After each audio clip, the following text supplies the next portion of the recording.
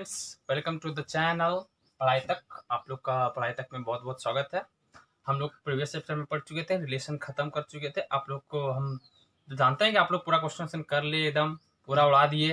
पता आप लोग पूरा अभी हम जोश में है, लॉकडाउन चल ही रहा है, तो आप लोग थोड़ी मानेंगे, तो हमको पता है। तो इसी तरह एकदम लगे रहिए, कोई दिक्कत नहीं है। और आज हम लोग जैसे बताए थे, बोले थे कि हम जो नेक्स्ट लेक्चर होगा उसमें फंक्शन स्टार्ट करेंगे। तो चलिए स्टार्ट कर देते हैं। क्या रखा है इसमें? तो फंक्शन अगर स्टार्ट, अच्छा फंक्शन स्टार्ट करने से पहले चीज़ हम पूछना चाहते हैं कि आप ये बताइए कि आप जैसे मार्केट तो आप लोग घूमने जाते ही होंगे, सब जाता है, 1 घंटा घूमना भी चाहिए। तो आप वहाँ पर देखे होंगे कि जैसे जूस का दुकान देखे होंगे, सब देखा हुआ जूस का दुकान, उसमें एक मशीन रहता है, ऐसे डालते हैं उसमें, अब क्या क्या घुमाते हैं उधर से जूस निकलता है। तो जूस निकलता है तो पीजिए एकदम, जूस पीजिए एकदम, दिमाग ठंडा होता है, गर्मी के दिन है। तो जूस पी के अब उसके बाद पढ़ाई लिखा अच्छा से होता है। ये मेरा एक्सपीरियंस है खुद का। तो अब जैसे कि वहाँ मान लीजिए कि ये कोई एक मशीन है, मान लीजिए मशीन है, अब उतना तो हम बना नहीं सकेंगे मशीन। मान लीजिए मशीन, कोई मशीन ये एक्स है, ठीक। अगर इसमें आप एक फल डाल दिया, आपका जो फेवरेट है वही डालिएगा। हम कुछ डाल देते हैं, हम जैसे एप्पल डाल दिए इसमें। अब जैसे इसका तो ये जूस निकालने का मशीन, तो ये जूस ही निकालेगा। जैसे कि हाँ, आप इसमें आलू डाल के सोना निकाल नहीं सकते हैं। जैसे हम सुने थे कहीं पे कि आलू डाल के सोना निकलता है, लेकिन उस कहने के लिए निकलता है, तो जूस का मशीन है ना। तो ये अगर आलू भी डालेगा तो वो आलू का जूस ही दे देगा आपको, जो भी निकलेगा, सोना नहीं निकलेगा। तो आप यहाँ पे एप्पल डालिएगा तो इसका जूस निकलेगा, सीधा बात है कि यहाँ पे जूस निकलेगा। अगर आप इसमें लकड़ी डाल दीजिए, अब ऐसा बताइए कि जूस का जो ये है मशीन, इसमें लकड़ी कौन डालेगा? या तो ज़्यादा आईआईटी पढ़ लिया, उसका दिमाग इधर उधर हो गया है, या फिर वो थोड़ा सा हो सकता है कि गर्मी का मौसम हो। तो देखिए, आप जैसे माने गर्मी के मौसम में क्या होता है, कब जैसे आप लोग पढ़िएगा कि जैसे भी कोई होता है कि कोई भी मटेरियल है, उसमें हीट ज़्यादा, अगर टेम्परेचर देने के बाद उसका लंबाई बढ़ जाता है, तो होता है कि थोड़ा थोड़ा फैल हो जाता है। तो हो सकता है दिमाग का भी थोड़ा सा लंबाई बढ़ गया हो। तो देखिए, इसमें हम लोग का दिक्कत नहीं हो सकता है कि हम लोग भी जूस की मशीन में लकड़ी डाल के चेक करें, तो वो सब तो बात का बात है। लेकिन अगर इसमें लकड़ी डाल दिए तो पक्का है कि मशीन खराब हो गया। ये तो बात याद ही रखिए कि खराब हो गया। तो मतलब ये सब याद, ये सब सोच के रखना है कि इसमें अब जूस का मशीन है तो लकड़ी नहीं डालना। तो मतलब अगर ये सीधा का मतलब जूस का है, तो ये को फल डालिए, जूस लीजिए, खत्म। अब आप सोचिएगा ये हम कहानी काहे बता रहे हैं, देखिए ना काहे बताए, अब बताते हैं। अब फंक्शन शुरू करते हैं। अब देखिए, अगर फंक्शन अगर शुरू किए तो फंक्शन भी एक मशीन है, उसको भी जूस का मशीन मान लीजिए। अगर इसमें आप फल डाले तो जूस देगा, अगर लकड़ी डाले तो खराब हो जाएगा। अब बोलिएगा ये क्या बोल दिया आप, ये तो क्या बोल रहे हैं आप? अब रुकिए रुकिए, उतना आप पूछाइएगा तो नहीं ना होगा। देखिए नहीं, पढ़ रहे हैं अभी धीरे धीरे। जैसे फंक्शन है, तो फंक्शन को डिफाइन सबसे पहले किया गया कि जैसे कोई सेट ए है एंड ए है, कोई सेट बी है, दोनों नॉन इम्पिटी सेट है। क्योंकि अब इम्पिटी सेट में क्या कर सकते हैं, इम्पिटी सेट में कुछ हो ही नहीं सकता। तो ए और बी कोई मान लीजिए 2 तरह का फल है। अब एक ऐसा फल मानिए जिसमें कुछ है ही नहीं, तो उससे क्या जूस निकलेगा? तो मतलब दोनों में कुछ कुछ रहना चाहिए, ताकि तभी है ना जूस मिलेगा। हमको मिक्सर वाला जूस चाहिए। तो देखिए, ए और बी कोई नॉन इम्पिटी सेट है, नॉन इम्पिटी सेट है। तो फंक्शन को डिफाइन किया गया कि एक ऐसा रिलेशन, ए और बी में एक ऐसा रिलेशन जिसमें कि ईच एलिमेंट ऑफ ए, जो ए का जो एलिमेंट है, each element A has its image with unique element of B. Unique element of B होना चाहिए, इन्हें कि ए का, जैसे कि एक जैसे एक एलिमेंट मान लीजिए ए है, और इधर 1 2 3 है, तो ए का जो एलिमेंट है ये बी के एक यूनिक ही एलिमेंट के साथ होगा। जैसे ए है तो इसका ए जो है बी के एक ही एलिमेंट के साथ जुड़ सकता है। ऐसा नहीं कि एक सेट का एक एलिमेंट बी के 2 एलिमेंट से, इससे भी जुड़ गया और इससे भी जुड़ गया, वो ऐसा नहीं हो सकता। एक यूनिक होना चाहिए। जैसे ए का है, ए जुड़ गया, अब ए जो है वो बी के किसी भी एलिमेंट से नहीं जुड़ सकता है फंक्शन में। अगर वैसा हो गया तो फंक्शन नहीं होगा। तो डिफाइन किया गया कि ए और बी कोई नॉन एम्प्टी सेट है और ए और बी का एक ऐसा खास रिश्ता रिलेशन जिसमें कि सेट ए का जो एलिमेंट है वो बी के एलिमेंट के साथ यूनिक रिलेशन हो। और रिलेशन कैसा बताया जाए कि ए कैसे बी से रिलेटेड है, तो हम जैसे एक आप लोग को बताते हैं। देखिए एरो डायग्राम आप लोग को बता दिए थे, तो हम शुरू वहीं से करते हैं कि अच्छा उसको पहले हम लोग यहाँ पे बना लेते हैं इसको, कि जैसे एक हम लोग का एक सेट ए ये है, इसको हम लोग मान लेते हैं क्या, -1 1 2 3। Okay good, very good. अब यहाँ पे हम मान लेते हैं 1 4 9 10, ये 9 है, ये है 9 है, ये है बी आपका, ये है ए। और ए से डिफाइन किया कि एक फंक्शन ऐसा है ए टू बी सच दैट देखिए अगर ये ए है तो इसको डोमेन कहा जाता है, और इसको अच्छे से लिख लेते हैं, इसको डोमेन कहा जाता है और इसको को डोमेन कहा जाता है। तो एक ऐसा रिलेशन जिसमें कि y बराबर एक्स स्क्वायर की तरह से रिलेटेड है। Okay good, very good. और y को fx भी कहते हैं, मतलब fx बराबर एक्स स्क्वायर की तरह रिलेटेड है।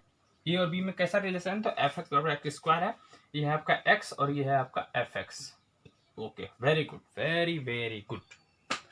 अब देखिए यहाँ तक ठीक है, मतलब ए और बी में हम रिलेशन बात की ए और बी कैसे कनेक्टेड है। Okay good, very good. आप लोग को इतना तेज है, आप लोग बताइए कि जैसे हमको f(1) निकालना है, f(1) निकाले, तो अगर हम यहाँ पे f(x) के जगह पे 1 डाले तो यहाँ पे भी x के जगह पे 1 ही डालेंगे। अब यहाँ पे 1 डाले तो वहाँ पे तो 2 डाल सकते नहीं, कि हम x डाले क्या है कि LHS और LHS को बराबर करना है ना, तो यहाँ पर अगर 1 डाले तो यहाँ पे 1 डाले। अगर f(1) निकालना है तो यहाँ पे भी 1 का स्क्वायर बराबर 1। और देखिए यहाँ पे x आपको दिया हुआ है कि x में क्या क्या डालना है, x पे -1 डालना है, 1 डालना है, 2 डालना है, 3 डालना है। और ये आपका fx मिलेगा कि 1 -1 डाले तो क्या मिला, 1 डाले तो क्या मिला। अब f(-1) डाले तो -1 क्या होगा, -1 का स्क्वायर बराबर 1, यही हुआ। फिर आप f(2) निकालिए तो ये होगा 2 का स्क्वायर बराबर 4, f(3) डालिए तो 3 का स्क्वायर बराबर 9। तो अब एक हम इस तरह से इसको बना लिए कि f(1) कितना होगा, f(-1) कितना, f(2) f(3) कितना, ये रिलेशन से दिया रहेगा कि ए और बी इस तरह से रिलेटेड है। तो हम लोग निकालिए। अब हम लोग एरो डायग्राम से बताते हैं कि f(1) से कनेक्टेड है, जो -1 है वो 1 से कनेक्ट होगा ना, 1 जो है 1 से कनेक्ट होगा, तो 1 है जो 1 से कनेक्ट है, -1 जो है वो भी 1 से कनेक्ट है, ठीक है, माइनस भी 1 से कनेक्ट, 2 4 से कनेक्टेड है, 2 4 से कनेक्टेड है, 3 9 से कनेक्टेड है। Okay good. अब देखिए इसमें आप लोग गौर कीजिए, ऐसा कोई भी चीज है कि इधर जो x है वो 2y से कनेक्टेड है, 2y से कनेक्टेड नहीं, लेकिन भले 2x 1y से कनेक्टेड हो सकता है। जैसे माइनस और 1 भी डाले फंक्शन में तो 1 ही मिला, और 1 भी डाले तो 1 ही डाला। लेकिन ऐसा तो नहीं है कि f(-1) डाले तो एक बार 1 मिल गया, एक बार 3 मिल गया, ऐसा तो मिल ही नहीं सकता। डिफाइन किया गया फंक्शन को, एक x डालेंगे तो एक ही y मिलेगा, एक x डाले तो एक ही y मिलेगा, अगर दूसरा x डाले तब दूसरा y मिलेगा। तो ऐसा रिलेशन हो गया। अब देखिए इसमें एक चीज आता है, आप लोग ये सब लिख लीजिए कि f(1) f(2) कैसे निकालेंगे, और उसके बाद आप लोग को हम बताते हैं यहाँ पे कि जैसे इसको लिख लिए ना, ठीक है। अब देखिए कि यहाँ पे डोमेन क्या होगा, इस फंक्शन का डोमेन क्या होता है। तो अगर आप लोग को डोमेन लिखना है तो सबसे पहला वाला जो सेट ए है जिससे कनेक्टेड है, तो सेट ए में जो भी एलिमेंट प्रेजेंट है, और जो भी एलिमेंट प्रेजेंट है जैसे -1 1 2 3, तो ये हो गया आपका क्या, -1 1 2 3, ये आपका हो गया डोमेन। अब देखिए एक आता है को डोमेन। तो को डोमेन क्या होता है कि ये जो सेट बी है fx वाला, इसमें जो भी एलिमेंट है चाहे कनेक्टेड हो या नहीं हो, सभी है आपका को डोमेन। जैसे 1 2 1 4 9 कनेक्टेड है, 10 कनेक्टेड नहीं है, लेकिन इसमें जो भी एलिमेंट प्रेजेंट रहेगा 10 भी को डोमेन ही होगा। तो इसमें 1 4 9 10 ये हो गया आपका को डोमेन। और एक होता है रेंज। अब रेंज क्या होता है, तो रेंज वही होता है कि अगर 1 डाले तो क्या मिला आपको, 1 मिला, 2 डाले तो क्या मिला, 4 मिला। तो रेंज होता है जो कनेक्टेड होता है, जैसे 1 4 9, तो इसका रेंज हो गया 1 4 9, ठीक है। तो ये हो गया आपका कनेक्टेड हो गया रेंज से, जो भी कनेक्टेड होगा वो होगा रेंज। अच्छा, एक चीज़ इसमें और होता है कि जैसे कि ये तो आप लोग डोमेन को डोमेन रेंज समझ गए कि डोमेन क्या होता है, जो सेट ए में प्रेजेंट है जो भी एलिमेंट, लेकिन सब कनेक्टेड होना चाहिए। डोमेन हो गया को डोमेन हुआ कि जो भी एलिमेंट प्रेजेंट है को डोमेन, रेंज हुआ जो कनेक्टेड है सेट बी में, वो हो गया रेंज। अब इसमें देखिए कि एक बात ये आता है कि कौन सा, जैसे इसमें आपको बहुत सा 2-3 एरोडाग्राम दे दिया गया, अब पता करना है कौन सा रिलेशन है। तो रिलेशन पता के लिए हम 2-3 पॉइंट बता रहे हैं, एकदम ब्रह्मास्त्र पॉइंट याद रखिए, तुरंत पता कीजिए कौन सा फंक्शन है। तो पहला बात ये है कि आपका जो सेट ए है उसका सारा एलिमेंट का मैपिंग होना चाहिए। मैपिंग कैसे होगा, जैसे हम लोग वहाँ पे मैपिंग वाई बराबर एक्स स्क्वायर बताए थे कि इस तरह से रिलेटेड है। तो लेकिन आपका जो ये सेट ए में एलिमेंट प्रेजेंट है सबका मैपिंग होना चाहिए। अगर मान लीजिए अगर यहाँ पे 3 का मैपिंग नहीं है तो ये फंक्शन ही नहीं होगा। इसमें मैपिंग नहीं हो सकता, कोई दिक्कत नहीं है। इसका अगर एक एलिमेंट छूट भी है तो कोई दिक्कत नहीं है, इसका एक भी एलिमेंट छूटना नहीं चाहिए। पहला बात ये एकदम ध्यान में रखना है कि पहला बात क्या हुआ कि सबका मैपिंग होना चाहिए।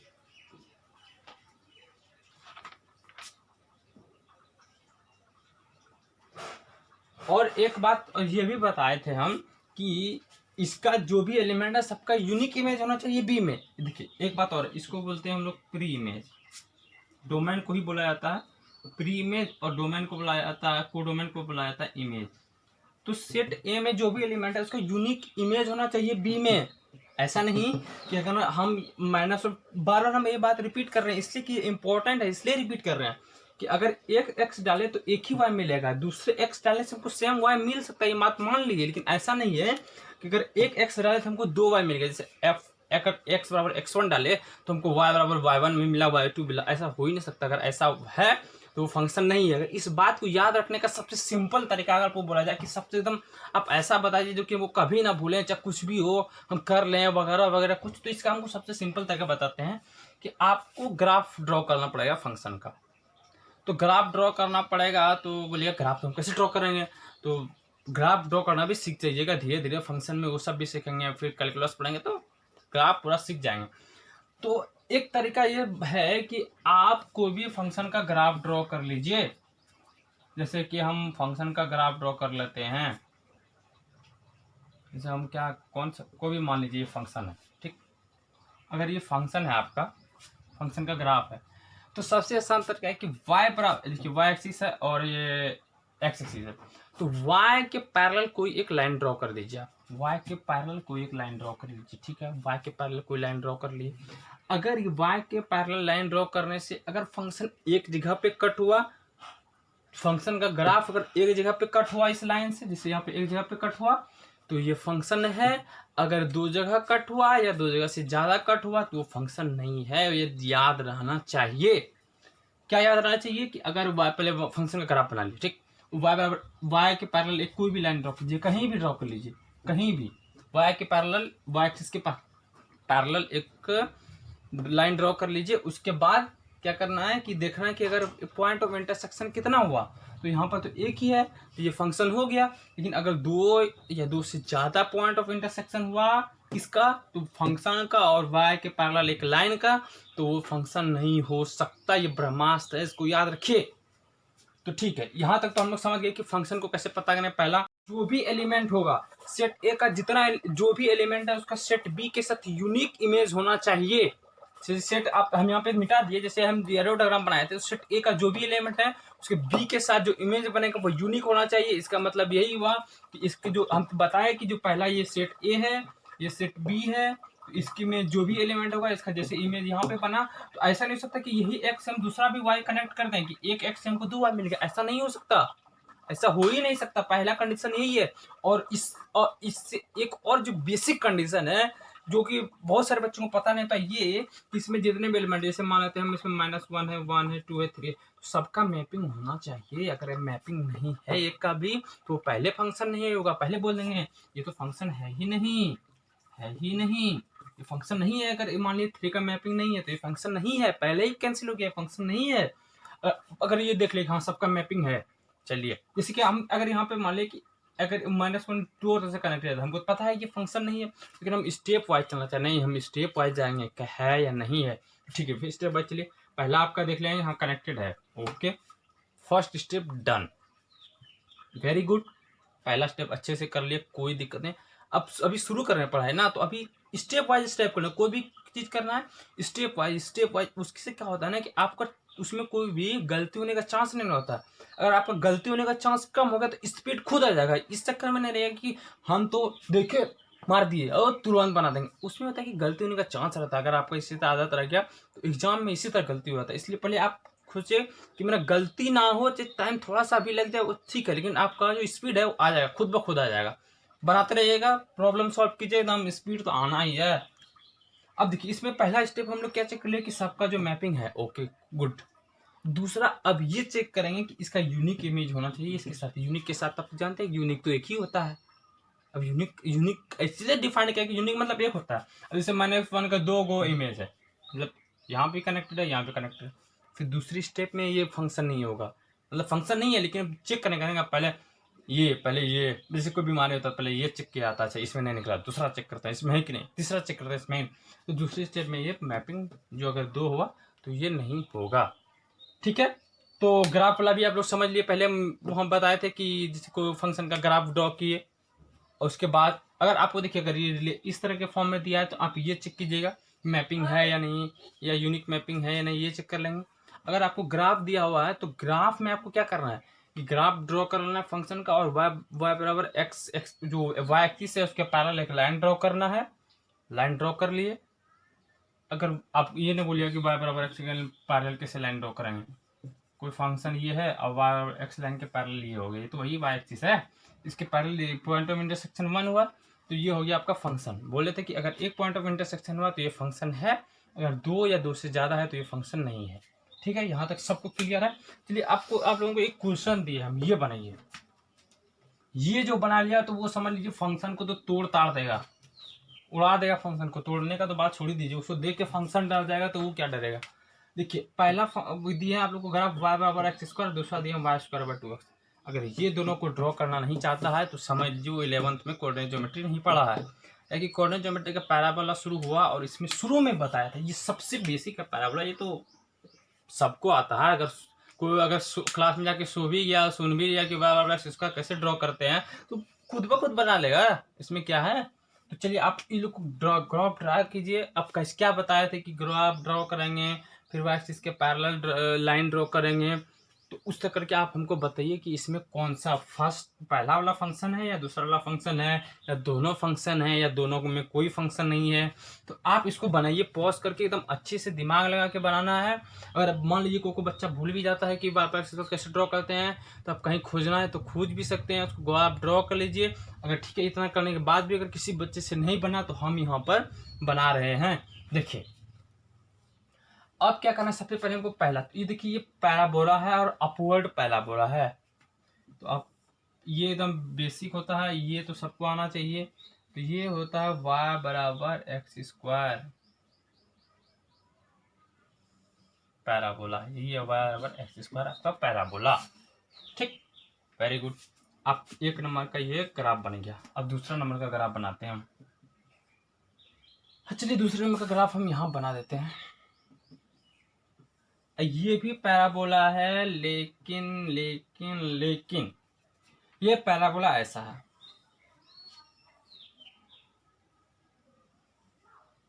ये पैराबोला ऐसा है y स्क्वायर बराबर 2x। अब कोई ऐसा कंप्लेन मत कर देना कि y ये कैसे पैराबोला, ये कैसे हुआ। तो आप कोऑर्डिनेट ज्योमेट्री में पढ़े क्या करिए, आपको यही पता नहीं है। अगर आपको ये पता नहीं है तो आप कोऑर्डिनेट ज्योमेट्री पढ़िए। कोऑर्डिनेट ज्योमेट्री आईटी के लिए बहुत ज़्यादा इंपॉर्टेंट है, उससे हर साल क्वेश्चन आता है। कोई भी साल उल्टा के देख लीजिए, रहेगा ही रहेगा, 2-3 क्वेश्चन तो आता ही है। तो आप इसको तो जानना चाहिए। अब देखिए पहला स्टेप मेरा काम हो गया कि दोनों ग्राफ ड्रॉ कर लिए।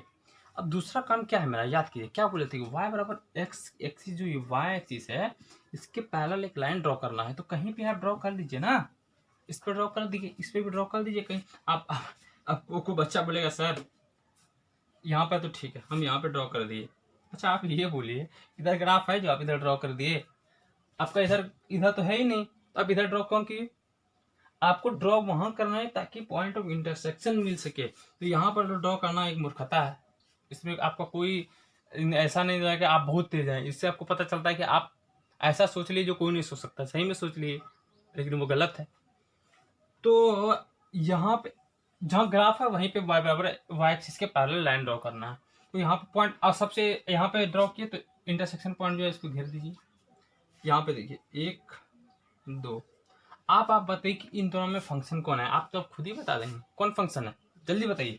इसमें पॉइंट ऑफ इंटरसेक्शन कितना 1, इसमें कितना 1 2, तो इसमें कौन सा फंक्शन हुआ, बताइए बताइए कौन फंक्शन हुआ, तो ये फंक्शन हुआ, करेक्ट, पहला वाला फंक्शन है, क्योंकि इसका पॉइंट ऑफ इंटरसेक्शन 1 है, इसका पॉइंट ऑफ इंटरसेक्शन 1 2 है। इसमें किसी को कोई दिक्कत नहीं, ठीक है। ग्राफ बनाना है बना लीजिए, आराम से समझ लीजिए, लिख लीजिए, और इसके आगे हम लोग करते हैं।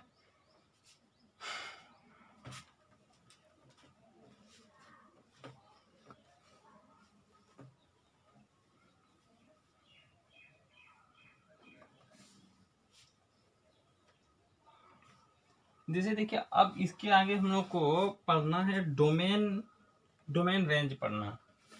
तो आप लोग 11 में पढ़े होंगे डोमेन रेंज। अच्छा, हम इसके प्रीव्यू करना चाहते हैं कि जैसे कि मान लीजिए फिजिक्स में आप लोग 9th से ही पढ़ रहे हैं, तो जैसे आप लोग मान लीजिए कोई एक मोटर गाड़ी है, ठीक, कोई एक मोटर गाड़ी है, मान लीजिए ये मोटर गाड़ी है,